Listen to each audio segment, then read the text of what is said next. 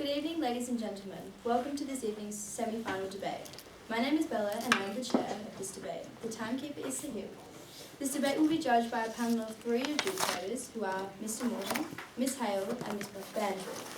The topic of this debate is that the Victoria Police should not have billed the organisers of the Lauren Southern and Stefan Molyneux tour in Australia for policing their event in Melbourne. The affirmative team seated to my right is from Mercedes, and the negative team seated to my left is from Adelaide High School. The speaking time of this debate is 8 minutes. A single warning bell will sound 1 minute before the speaking time, and a double bell will sound at the speaking time. Please ensure that your mobile phones are switched off.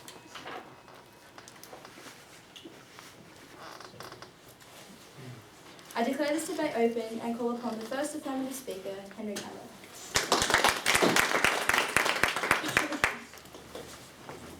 Good evening, Madam Chairman, ladies and gentlemen. Welcome to tonight's semi-final debate. The topic for tonight's debate is that Victoria Police should not have billed the organisers of the Laura Southern and Stefan Molyneux tour in Australia for policing their event in Melbourne. We would like to define this topic as the Victoria State Police should not have given Axiomatic Events, the organisers of the right-wing speaking tour, a $67,842 bill for the protester-initiated police services and resources at their Melbourne show on Friday, the 20th of July. A key phrase in tonight's debate is should. Under the 2014 Victoria Police Regulations passed in State Parliament, the police have the right to charge any event organiser for the use of police resources. This is not a question of whether or not they can, but should they? And crucially, in what circumstances should they use this billing privilege? As first speaker of tonight's debate, I'll be fulfilling 2 roles. Firstly, given the complexity of the case, I'll be stepping through how the event in question played out, including the police interactions before, during, and after. Secondly, I will be exploring the criteria in which police should bill event organisers and the key point of difference between police-billed events and police maintaining law and order under their taxpayer-funded service to Australian citizens. My second speaker, Holly, will build on this argument by discussing how the user pay system and general cost recovery of the Victoria Police intended within their bill to event organisers is invalid under federal and state regulations. Moving on to my first point, and to establish the plot, so to speak, of events in question in a chronological order. According to the Axiomatics Events Managing Director, Dave Pelloway, in the week leading up to the public speaking event, Axiomatic held a meeting with Victoria Police to discuss the security. They did not have to hold this meeting, given that the event was under 1,000 people and not distributing alcohol. Police, however, wanted to hold this interview in light of previous speaking engagements of such political controversy. Director Pelloway accounts that Laura Sutherland would be bringing her own security team from Canada, and private security was organised for her speaking tour.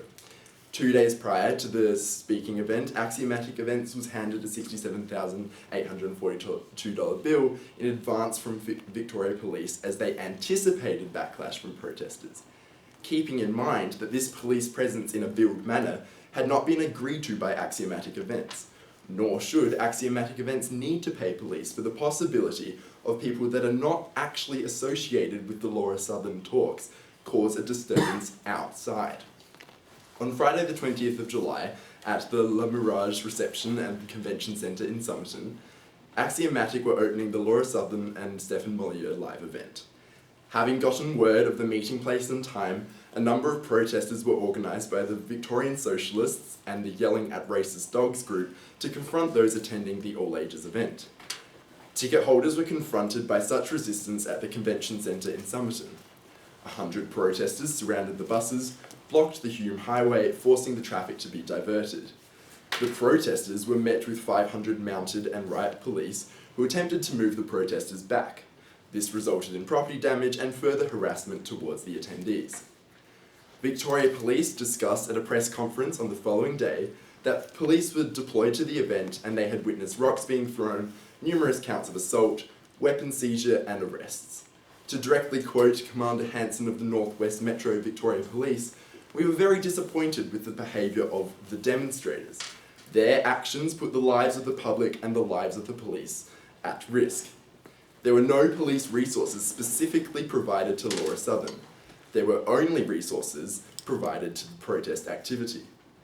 Irrespective of the great escalation of political ideologies that have been seen in retrospect of this event, the question of billing and whether or not it should have happened hinges on the criteria for event safety as dictated by Victoria Police.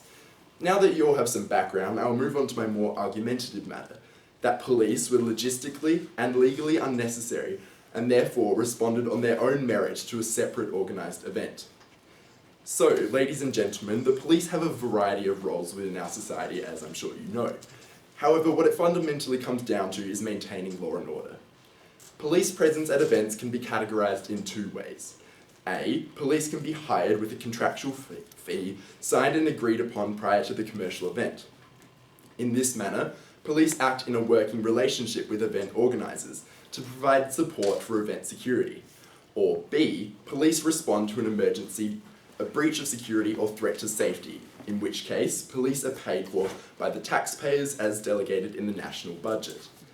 Unfortunately, the state of Victoria has a severe lack of legislation surrounding the payment of police for events. Therefore, in determining whether or not police should have charged, it is reasonable to look to other states as current Australian precedent. Western Australia has luckily provided a clear-cut, sensible guide on when police must be a paid presence. According to the standards of the Policing Major Events document, a major event is one where it is reasonably expected to attract at least 5,000 attendees. Ladies and gentlemen, the event in question was ticketed for a mere 700 patrons. This is nowhere near classed as a major entertainment event, and therefore, under the reasonable policing standards of Australia, does not require a paid police presence. I'd like to draw your attention tonight to Article 1.7 of the Code for Running of Safer Music Festivals and Events, written by the Health Department of the Victorian Government, contributed to by the Victoria Police Force.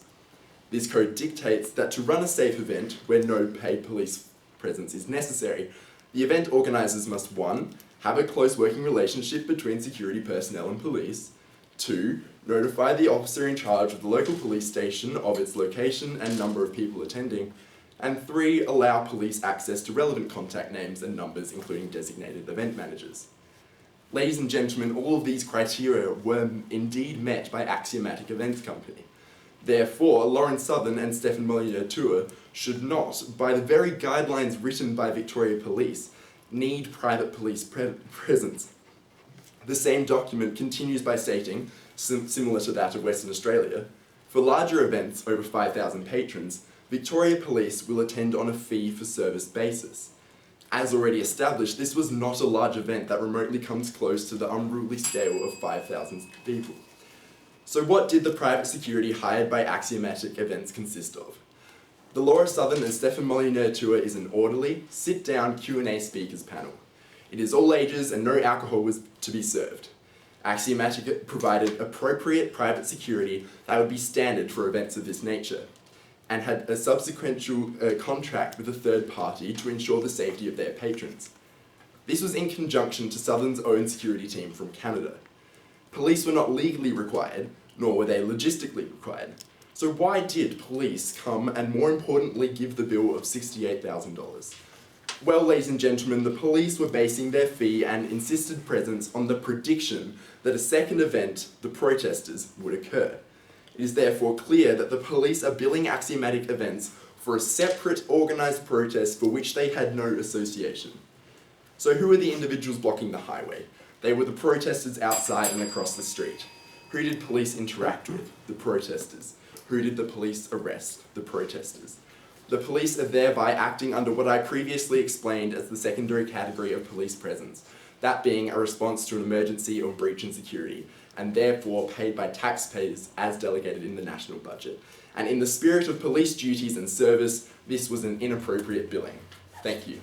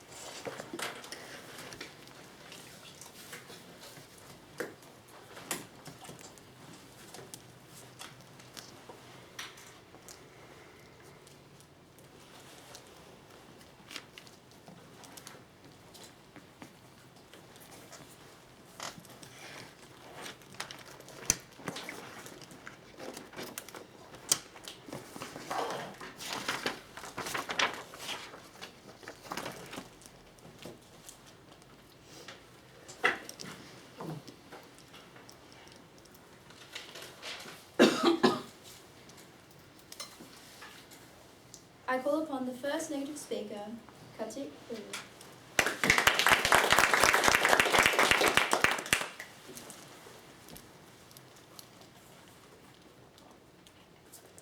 Very good evening, ladies and gentlemen. The topic for tonight, as told, is that the Victoria Police should not have billed the organisers of the Lawrence Southern and Stefan Molyneux tour in Australia for policing the event in Melbourne. And as the first speaker of the opposition, I strongly disagree with this statement. Now, as the first speaker, let me introduce to you our team's case. Now, I will be talking about the user pay system that exists within the Victorian Police and why that system justifies the police charging the event organisers. Our second speaker will elaborate on how the speakers themselves should hold some responsibility in causing the police to charge the organisation, to charge the organisers due to the use of extra resources in order to maintain a security presence. Last but not the least, our third speaker will summarise our team's case and will present rebuttals to the proposition. Now, before I get stuck into my argument, allow me to present the rebuttals to the proposition. First of all, we agree with their definition. Now, the proposition claimed that the presence of police was logistically unnecessary. You see, this is genuinely false because, according to the Minister of Victorian Police, these speakers have history. They have history of provoking the public. They have history of causing riots within the public. They have history of causing public outrage, and therefore, this compromises public safety. And where there is a compromisation of public safety, the police have to be there no matter what. And that's why they had to be present for the safety of the general public, which will be elaborated in my further arguments. Now, my main argument tonight is that the user pay system, why we know it exists, but the reason it's justified is because it compensates for the taxpayers' money. Firstly, let me explain to you the user pay system. Basically, when large events are ongoing, whether it's festivals or concerts, the Victorian Police have a system where an individual responsible for the event, in this case the event organisers as a group, can pay the police to provide a certain level of police presence in return. Now, this price is always negotiated between the police and the event organisers, which is in the best interests of both parties. Now, the reason that this system is fair is because the user pay compensates for the taxpayers in events holding large crowds. Because the police is government funded, they require this tax money to fund the use of additional resources so that the police is equipped with necessary resources to deal with extreme situations. Now, let's say if the police do not charge the event organisers. In this hypothetical scenario, let's say they don't. And instead, they use the taxpayers' money for those additional resources. That means that taxpayers are paying for the security of a large private event for which they are not seeing any benefit because majority of those taxpayers aren't actually attending. It was a Friday night festival, ladies and gentlemen, which statistically, according to the Victorian Police website, has more police on the streets. So the police were already using more resources to deploy officers at the site. That's just for them to be there. That's just for police presence. But when the riots started, they had to call in more resources, which even resulted in overtime for most of the officers. Now, if this system didn't exist, the taxpayers would be paying for those additional resources. They would be paying for those overtime costs, out of which they saw no benefit because it was a large commercial event. Now, the event was a private event from a for-profit organisation, and so it is not fair for the taxpayers to inadvertently pay for something that is not giving them anything in return.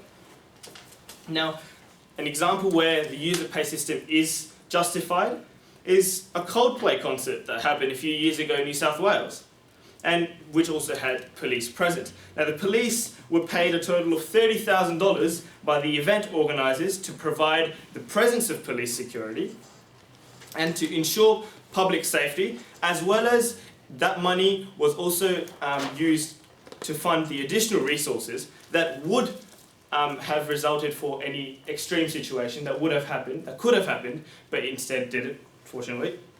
But the reason that this is justified is because it is fair for the taxpayers because they did not fund those resources, the event organisers did.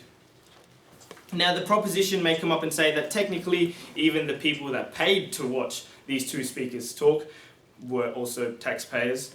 Yes, I acknowledge they are also taxpayers, but in this situation, they acted as citizens in a private event, attending out of their own will, and most importantly, attending with their own money. They are the very minority that received the benefit of having the police presence, as well as being entertained by the two speakers in this large commercial event. Another point, ladies and gentlemen. According to The Age, the police actually warned the event organisers and the speakers that there is a very high chance of protesters and there is a high possibility of public outrage. Not only that, I know the proposition have already mentioned this, but because the police are professional experts in the field, and because these two speakers have a history of causing violent reactions, which will be elaborated by a second speaker, within the public, according to the Victorian Police Minister, they were warned about the possible riots that could occur. That's kind of a fact. But the thing is, what the proposition team did not mention was that police even told them how much it would cost the event organisers before the event actually started. So this means that axiomatic events knew the cost of the police presence to provide public safety before they did their tour in Melbourne. And then, after doing the event, they're acting like the victim and saying, oh, they're charging me a hefty amount. Now, when it comes to saying hefty amount, an article by the Herald Sun described how the Victoria Police emailed Lawrence Southern and said, actually, what we should have charged you was more than $200,000, but in fact, we charged you $68,000. So that saying it's a hefty amount, it's not even justified by saying $68,000 is a large amount when they should have been charged more than $200,000, $230,000 exactly. It was said by the Minister of Police that for any commercial activity, we ask for a contribution, we as in the police, ask for a contribution from those commercial providers where the police is required. The fact that they ignored the police's warning and the price of police presence reinforces why they want to use the taxpayers' money, which is not fair. They cannot just ignore the $68,000 bill that was negotiated with the event organisers pre-event and then question the police's ability to charge such costs, which, as earlier explained, was supposed to cover the costs required to fund the use of riot equipment as well as the mounted police units which were used to maintain the public outbreak that happened. In conclusion, ladies and gentlemen, today I have mentioned that the Victorian Police should have billed the event organisers of the tour because it is fair on the taxpayers, it is fair on the majority of the general public who are indirectly funding the police in the first place, and it's fair that they're not paying for the additional resources used by the police to ensure that that event was dealt with, so ensure that they had the equipment to deal with that event in a more civilised manner. The event organisers knew the price that they were being billed with before the event actually started. So they knew that it would cost them $68,000 to ensure the safety of public attending the talk by the controversial speakers. And yet they still went through with the performance, and now they're complaining on why we were charged. That's just kind of not the point. If you should be aware that, yes, this is kind of a pre-warning, this is going to happen. That's not something you complain after that. I hope this House understands these points as I rest my case, but not my thoughts. Thank you.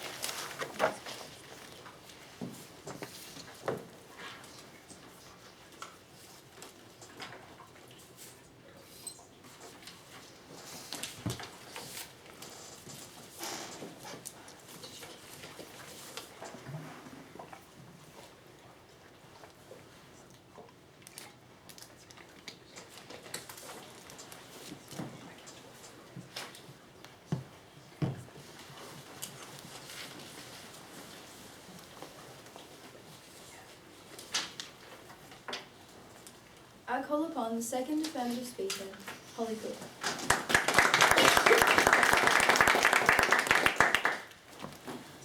Alright, good evening ladies and gentlemen. The topic for tonight's debate is that the Victoria Police should not have billed the organisers, the Lauren Southern and Stefan Molyneux tour in Australia for policing their event in Melbourne. Now we, the affirmative team, overwhelmingly agree with this statement, and as my first speaker has already outlined tonight, the chronological series of events and the regulations surrounding major events that require billing by event organisers, as well as discussing the pivotal question of security and how Lauren Southern and Stefan Molyneux are protected by individual security teams not needing or wanting police security. I'll be discussing the economics of this debate, expanding upon the claims of Victorian Police that the bill was provided under the user pay system, the general cost recovery pretense of which is fundamentally flawed. However, before I continue with my substantive points, I'd like to first correct some of the assertions by the opposition thus far. I'll start with some minor details that we picked up. One was the first speaker saying some quote that he assumed that the event would be saying is they're charging me a hefty amount.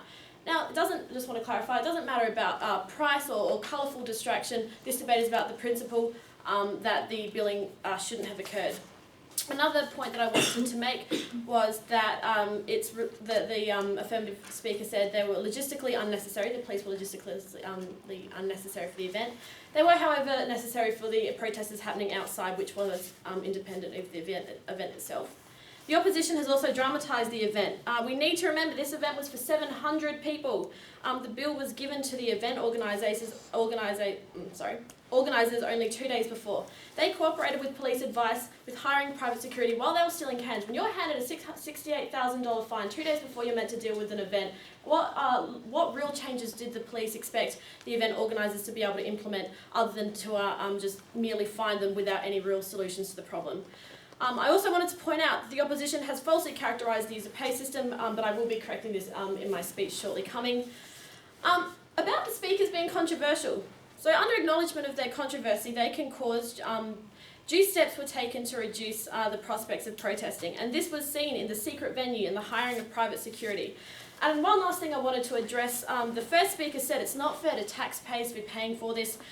It's not fair for Lauren Southern to exercise non-violent discussions under their free speech and then pay for police presence for events occurring outside of the event unrelated to them.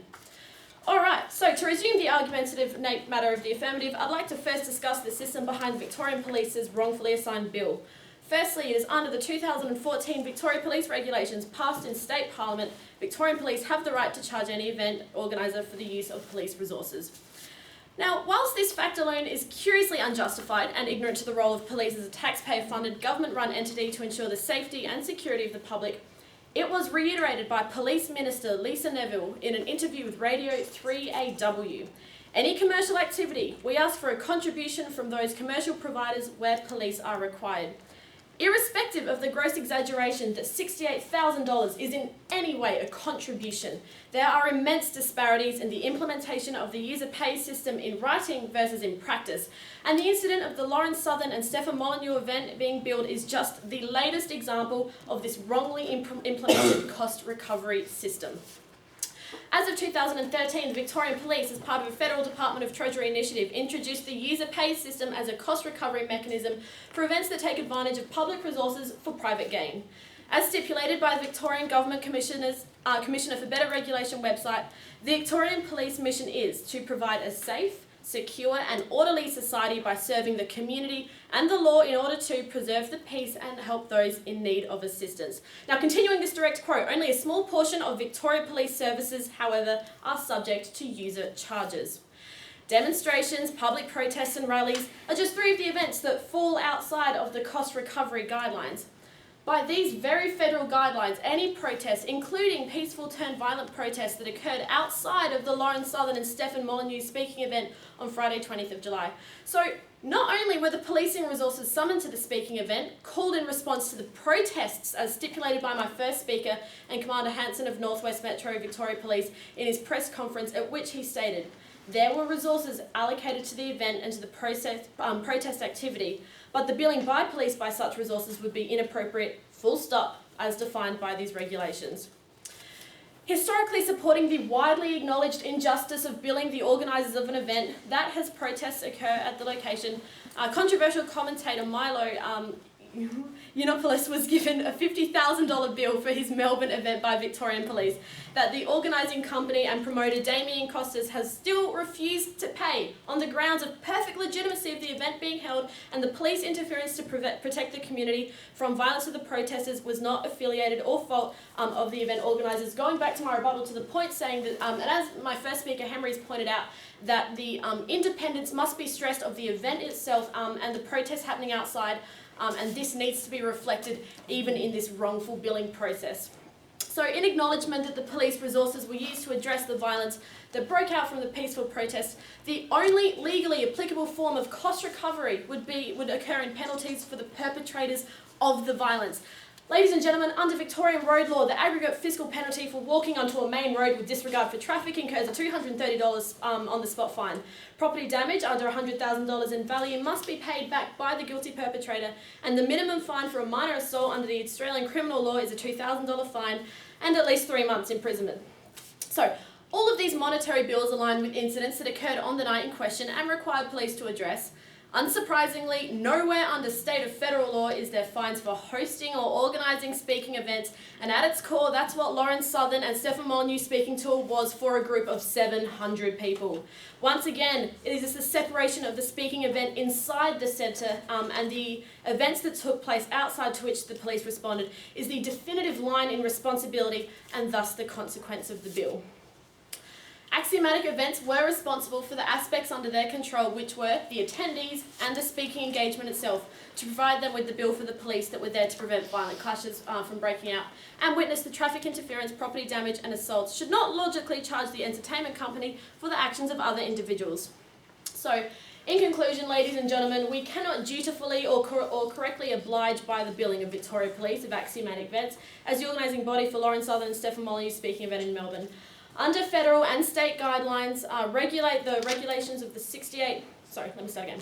Under the federal and state guidelines and regulations, the $68,000 police bill for a protest occurring outside of the political event in Somerton, Melbourne, simply cannot be justified. Thank you.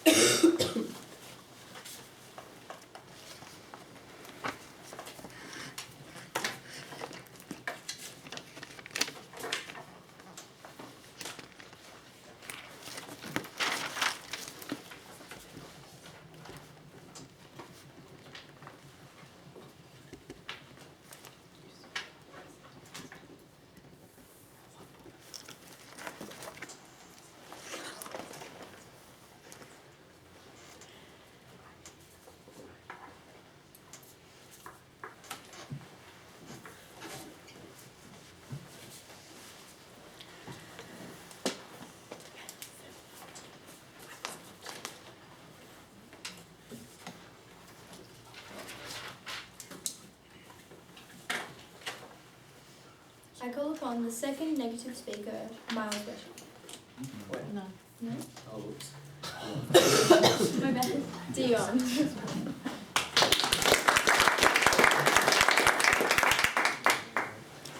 Intentionally provocative and inherently anti-Australian. Lauren Southern and Stefan Molyneux entered Australia with the intent not to provide an alternative viewpoint through civil discussion, but rather to undermine the very ideas which they claim to support. Freedom of speech within a Western democracy.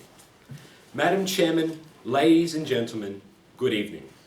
The exact topic of tonight's debate is that the Victorian Police should not have billed the organisers of the Lauren Southern and Stefan Molyneux tour in Australia for policing their event in Melbourne.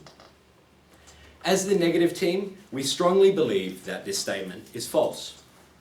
Although my argument tonight aims not to pit the left wing against the right in a politicised debate, I do intend to illustrate how it was the controversial views presented by both Southern and Molyneux, which resulted in the need for a presence at the event from police in the first place. I'd like to begin with a bit of rebuttal of the opposition's first speaker, who has suggested that the event holders hold no responsibility for the actions of protesters which happen outside the event. Although we agree with this statement, we must understand that the responsibility of axiomatic events as curators who have a legal obligation to protect attendees from any violence which may be caused as a result of their event. And they have clearly failed to do this, thus the police intervention. Ladies and gentlemen, I'd also like to explain how police were indeed required. Despite Southern not wanting the police at her event, she has no right to decide when, how, and to whom the police respond. Indeed, Southern cannot be held accountable for the actions of protesters. However, we must understand that police act as a separate entity, and thus Southern should be held responsibility for those in attendance. Southern's presence directly resulted in the violent demonstrations due to her controversial viewpoints, and thus her hands cannot so easily be wiped of blame. I'd also like to explain how the opposition's argument that axiomatic events provided sufficient security is simply wrong. This is inherently flawed based on the fact that sufficient is entirely relative. The opposition suggested that axiomatic events have provided enough security. However, the police don't seem to agree. The fact that they needed to attend to respond is evidence for this enough. A riot team would not have been necessary if enough presence was provided from private security. The opposition has also suggested that the fact that the event occurred outside of the event was that it's unrelated to Lauren Southern speaking. This will be shown as false as part of my arguments tonight. Ladies and gentlemen, we must understand that the opposition has suggested that police should have recouped the cost of their presence from the criminal charges which would be placed against protesters. This is utterly ridiculous, as we must maintain the difference between criminal charges and police bills. Before I begin to outline my own argument, I would first like to reiterate the stance of our team's first speaker. Kartik has primarily explained the many merits of and the fairness associated with the user pays system. He has also outlined how the use of additional police resources would normally put an unnecessary strain on the taxpayers, were it not for the cost recouped by their charging for their time and presence at these sort of events. Furthermore, he's also explained how, with adequate forewarning from the police as to the costing of their presence at this event, Southern, Molyneux, and axiomatic events were well aware of the police's attendance conditions. These claims from our first speaker lead on to my own argument, which more specifically will highlight how all those involved in planning the event were negligent of their responsibilities as curators of an event specifically designed to cause controversy, in the words of Southern herself. When herself and Molyneux first entered Australia, a spokesperson for the Department of Foreign Affairs and Travel stated that, for visitors who may hold controversial views, any risk that they will pose to the public will be balanced against Australia's well-established freedom of speech and freedom of belief laws. From this statement, it is clearly apparent that both Southern and Stefan Molyneux are to blame for the malignant protest which occurred at their Melbourne event. As hosts of an event of this magnitude, Southern and Molyneux's right to freedom of speech comes equally with the responsibility of ensuring the safety of attendees at this very event. It is plainly apparent that Southern and Molyneux, who did not adequately undertake their responsibility to afford their attendees the fundamental right to safety, were to blame as provocateurs of the violent responses which occurred at their speeches. Both Molyneux and Southern's political careers have been underpinned by viral comments, including the claim that that Allah is a gay God, quote, and that Black Lives Matter is a terrorist organisation. Although my debate is not centred around the nature of these comments as hate speech, I still urge you all to consider how the inflammatory comments made by the host of this event inevitably led to the protests which occurred. Having experienced a container of urine poured over her, as well as having been physically attacked in response to other comments Southern has made with the attempt to vilify, she is fully aware of the response which her viewpoints can cause. As such, both herself and Stefan Molyneux must be held accountable not for the hateful actions of protesters outside their event, but rather for the protection of those who attended their speeches. It is clearly apparent from responses they have generated in the past that both Southern and Molyneux's presence in Australia would cause, quote, ethnic and religious tensions to be disrupted. After all, these were the very words used when Auckland City Council in New Zealand officially barred her and Molyneux from speaking. As such, it is important to understand that the protests which occurred were a direct result of their presence. By not hiring adequate security in the first place, Southern, Molyneux and the event organisers did not do their due diligence to the attendees of their event, as they were clearly unable to stop protesters from becoming violent. Had it not been for the police presence at the event, the results could have been devastating. One might suggest in opposition to this point that Southern and Molyneux did not request the presence of police. However, this piece of evidence is nullified by the fact that Southern has no right to request or deny the presence of police.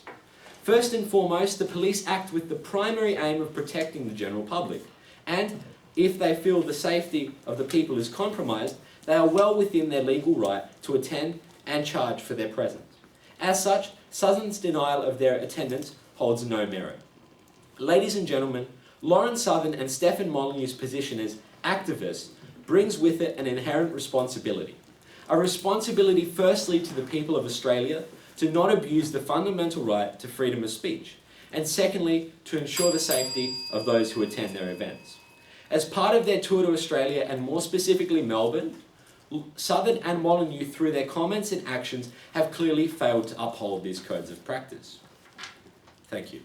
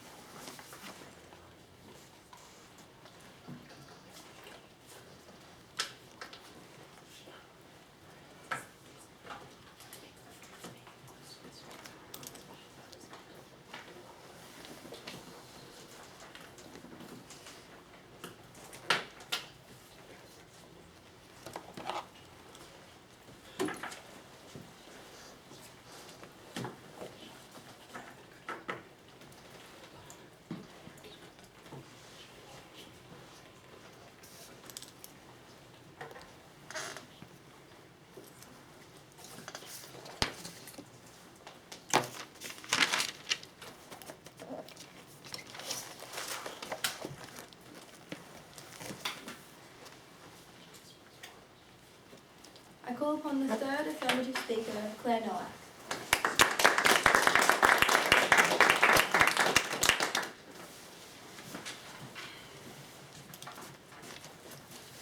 Good evening, ladies and gentlemen. As you by well probably know, the topic for tonight's debate is that the Victoria Police should not have billed the organisers of Lauren Southern and Stefan Molyneux's tour in Australia for policing their event in Melbourne.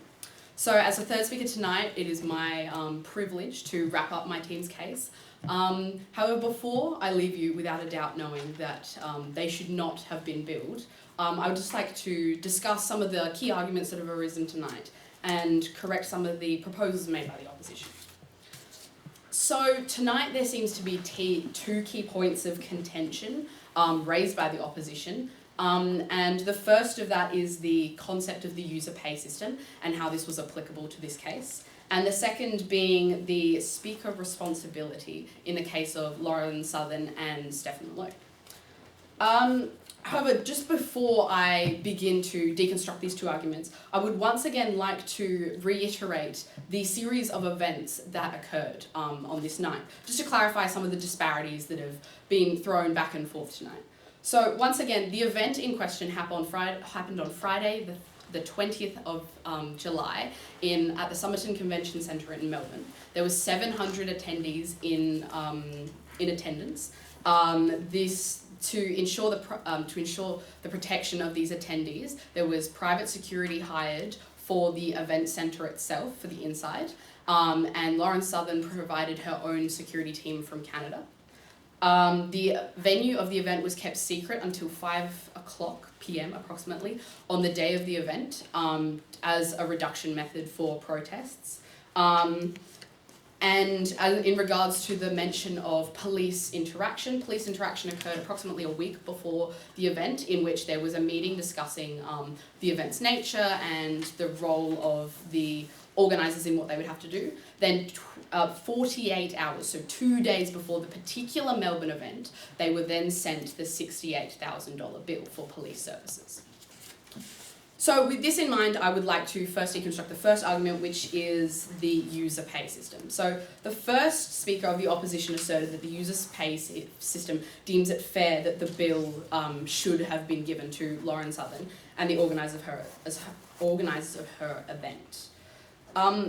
Important, as my second speaker discussed tonight, is the fact that the user pay system not only discludes events that are protests, public demonstrations of that nature, but there was no implementation of the police in the actual venue where the speaking happened. So once again, as stressed throughout our whole case, it is important to recognise the separation of what happened on that night. So yes, there was the protest that happened outside the venue, but inside the venue where the actual talks was happening, under the power of the organisers, there was private security employed, and this was known to the police, and thus police services were not used inside that venue. And as per the explicit nature of the user pay system, as the Victorian Commission for Better Regulation stated, the role of police is to provide a safe, secure, orderly society. And yes, that was done by the implementation of police outside the venue at the protesting events that were occurring to ensure that the protests that turned violent did not escalate further and further. So yes, once again, as my second speaker stated, these demonstrations, public protests and rallies lie outside of categories that need to be billed. So neither can the police justify the billing of the organisers themselves, as they were organising a separate event within the confines of the venue, nor can they justify billing the protesters, which of course didn't happen. So the second key argument that happened tonight is the concept of speaker responsibility. This came out late in the piece, in the second speaker of the opposition. And yes, there is the inherent observation that these speakers were controversial. It is part of the excitement of the event that was advertised around Australia, and all of their events were highlighted as being controversial.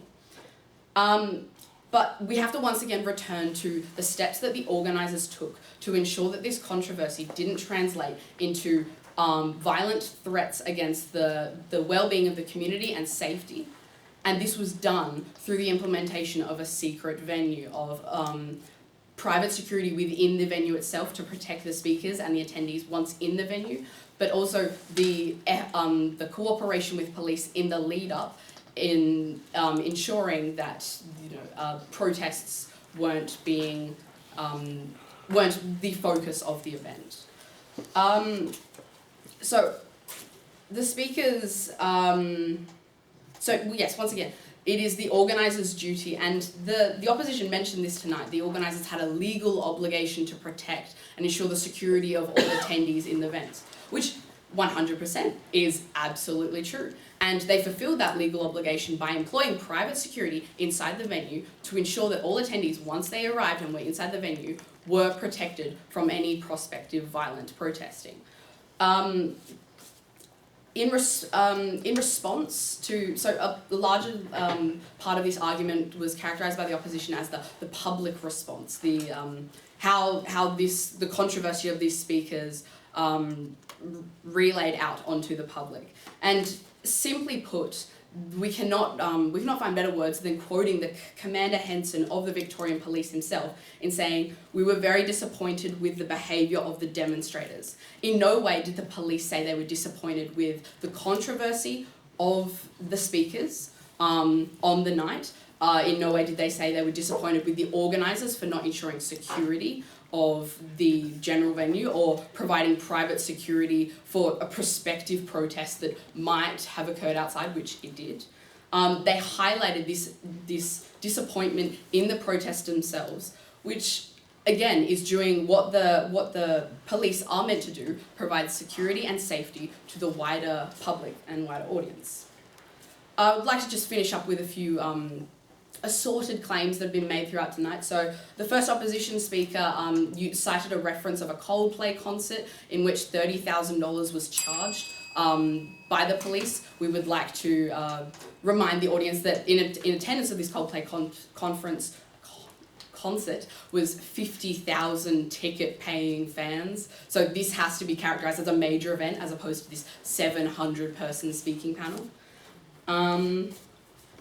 Now, to move on to quickly summarise my team's case tonight, my first speaker, Henry, has stepped through how the events in question played out on this night, which included the police interaction before, during and after the event. And he then explored the criteria for which police actually go about billing events and the necessities that are required for a police bill to be applied. And then my second speaker added upon this by discussing how the user pay system actually works and how this is used for general cost recovery, but in turn, how neither of these systems was actually effective or applicable to the case at hand. So ladies and gentlemen, tonight we have proved the two key points that we needed to prove. And that is that across our substantive arguments and the analysis through economic, logistical regulations and policy and the event itself, we have proved that the police were there for the protest, and thus the event should not have been billed for that separation of events. And the second, that the bill itself was out of line with consideration of federal and state laws in Victoria, and thus the event should not have been billed.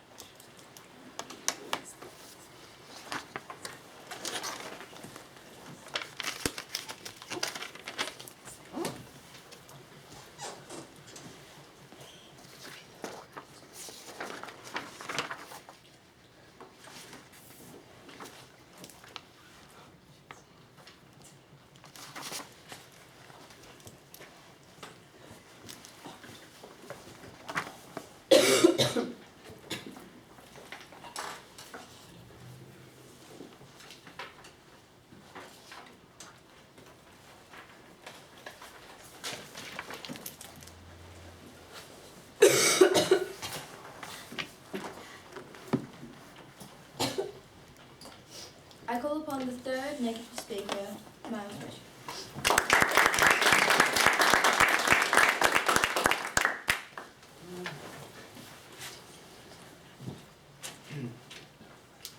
In stark contrast to 50+ years of societal and legal reform to better protect Indigenous rights, Stefan Molyneux and Lauren Southern have made inflammatory comments at their Sydney show to completely discredit the objectively shocking treatment of Indigenous Australians, and have stated that Aboriginal and Torres Strait Islanders sit at the lowest rung of civilization. Now, this is just one example of the deliberately provocative, racist, sexist, homophobic and anti-multiculturalist views of the two alt-right speakers. Are we really sure they can hold no responsibility for the reactions of the public to such hateful, controversial and deliberately discriminatory remarks? Lauren Southern herself has said she intended to cause chaos during her Australian tour.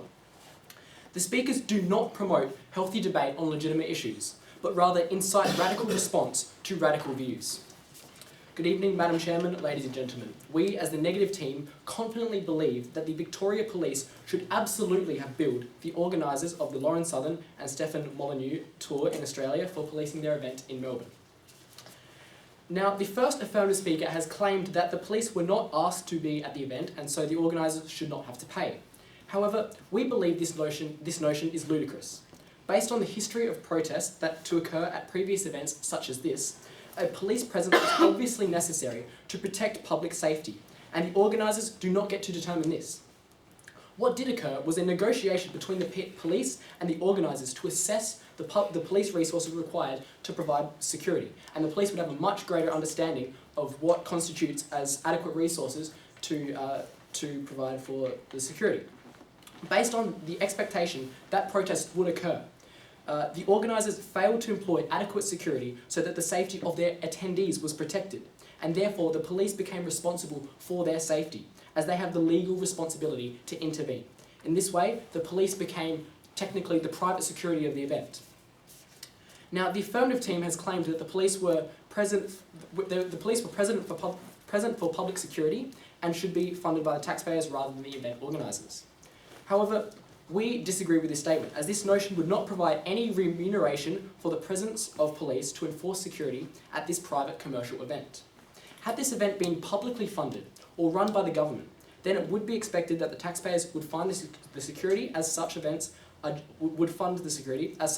generally held to contribute to the community or provide a service to taxpayers. However, considering this event did not benefit the taxpayers, only really benefiting the event organisers and the speakers, and those who attended and who paid money to do so, it should not be the responsibility of the general public to provide security for an event to which the vast majority of taxpayers would not see any benefit from. Rather, the cost of security, as with any other cost involved with such an event, should be covered by the money paid by the attendees to attend such an event.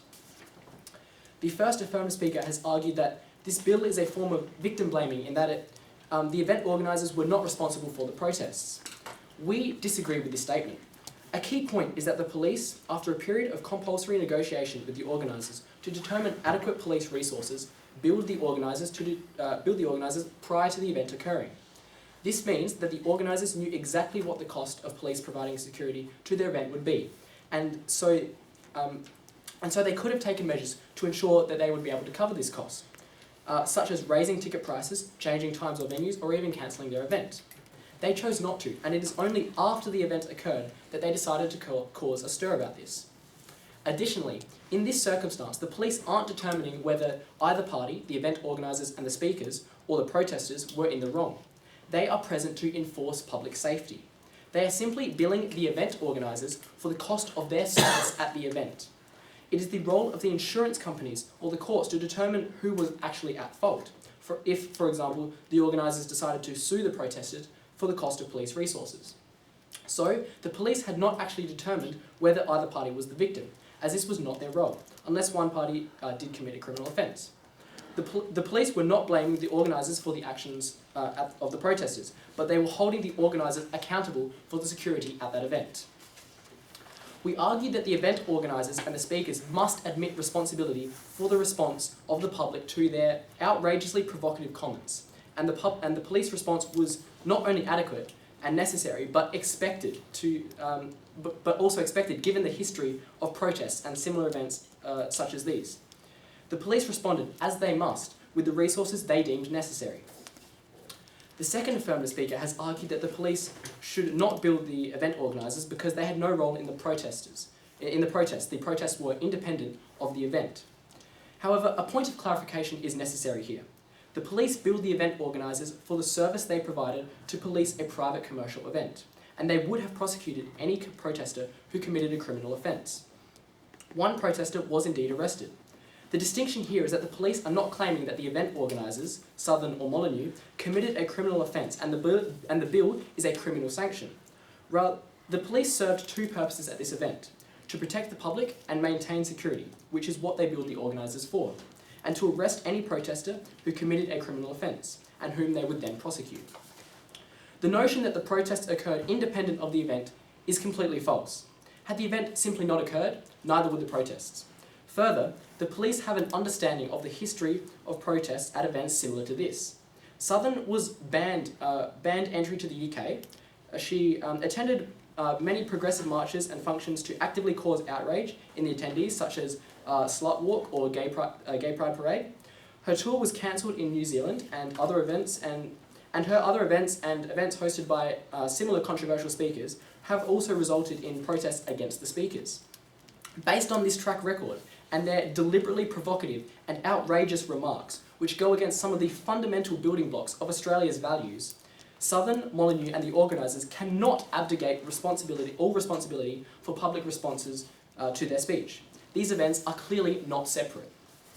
The third affirmative speaker has argued that the user pay system doesn't apply here because it is a protest that is separate to a private event and that the private security provided was actually sufficient. However, we disagree. The event was a private commercial event with the intent of making money. In this way, police presence was justified, and as already explained, private security were obviously not able to deal with the protesters and ensure attendee safety because police were required. Tonight, our first speaker, Kartik, introduced our team case by justifying why the taxpayers should not have to fund the security for a private commercial event, and explained why the police and public safety in general would benefit from a necessary financial contribution such as this, as a way of recouping money from private entities who would otherwise bank their profits. Our second speaker, Dion, proposed that the event organisers and the speakers themselves must declare some responsibility for the public responses to their deliberately provocative and counterproductive comments and views, and for the safety and security of the patrons to their event. Therefore, Madam Chairman, ladies and gentlemen, I would like to conclude our team's case and our debate tonight by reminding you all of the reason that freedom of speech exists in the first place. The ability to express our opinion and speak freely is essential to bring about change in society. However, it also means that someone's right to express their views is protected within certain limits and are not free from consequences. This is exactly what Lauren Southern and Stefan Molyneux must understand, that radical speech incites radical response, and they cannot be held unaccountable for their inflammatory remarks. Thank you.